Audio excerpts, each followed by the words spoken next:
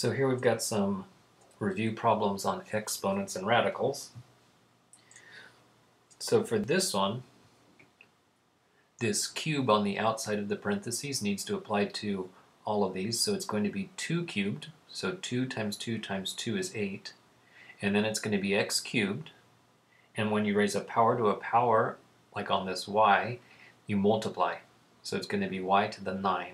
So we've got an 8, an x cubed, and a y to the 9.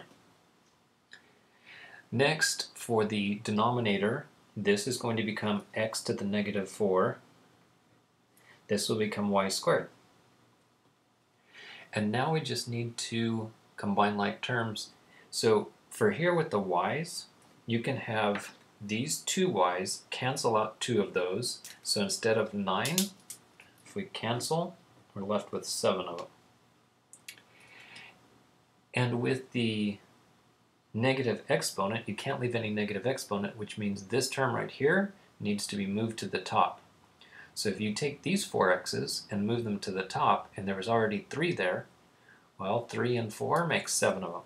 So we then have the 8 stays there, x is to the 7th, and with the y, that's to the 7th.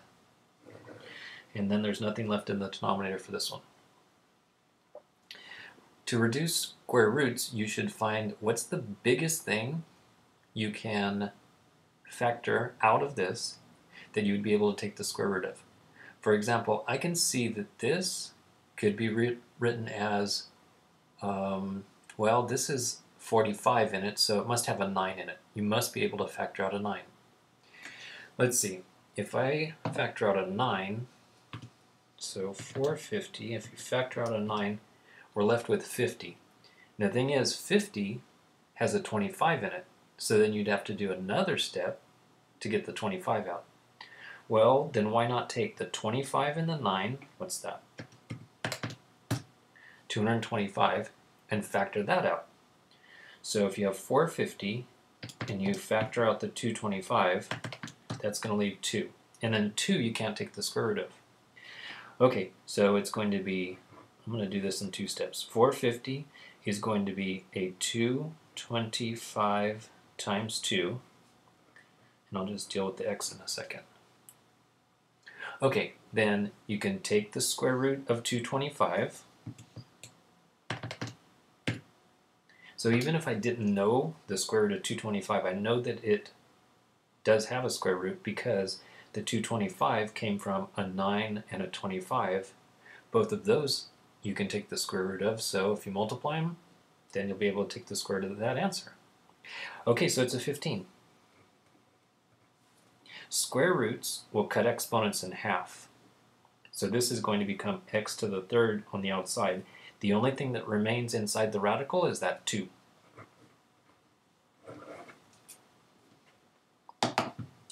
So over here, before I do any canceling, I need to simplify the top and simplify the bottom.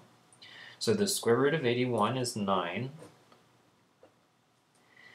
As I just said, the square root will cut exponents in half, although this one doesn't divide evenly. So what you've got to do is say, well, how many times will a 2 divide into a 5? You'll divide in 2 times with a remainder of 1. That means 2 of the x's can go on the outside, but 1 has to remain inside. For the bottom, squaring both of these, there's going to be 9 x to the 4th. Then do the canceling. So a 9 can divide a 9, those cancel. And you could say that 2 of these will cancel 2 of these, leaving 2 of them. So we've got the square root of x on top and x squared on the bottom. And that one is done. For the next one, it's a binomial times a binomial, so we need to either use FOIL or the distributive property. I prefer to just go ahead and use the distributive property because FOIL only works in certain cases. Distributive property works in every case. 8 times 15, what's that? That's got to be an 8 times a 10 is 80. 8 times a 5 is 40. 80 and So that's 120. So the square root of 120. Then this one times that one, I can even do that without a calculator. That's going to be the square root of 16. And then distribute the radical 3. So 3 times 15 is going to be a 45. And a 3 times 2 is going to be a 6. So let's see, how can these be reduced? Well, that one's easy. The square root of 16 is 4. With a 45, you could factor that as 9 times 5. And then you can take the square root of the 9 is 3. Square root of 5 is just going to have to stay a square root of 5. The same thing is true with the square root of 6, because 6 could only be rewritten as 2 times 3, neither of which we can take the square root of without using a whole bunch of decimals. What about this? Let's see, 120.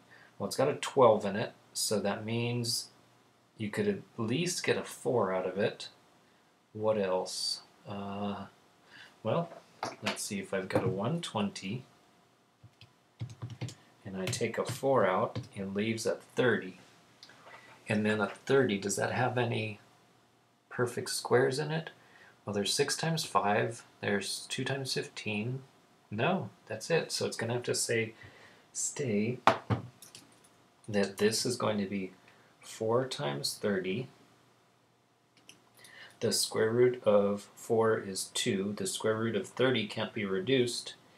And then none of these are similar, so they can't be, they're not like terms, they can't be combined. We're done.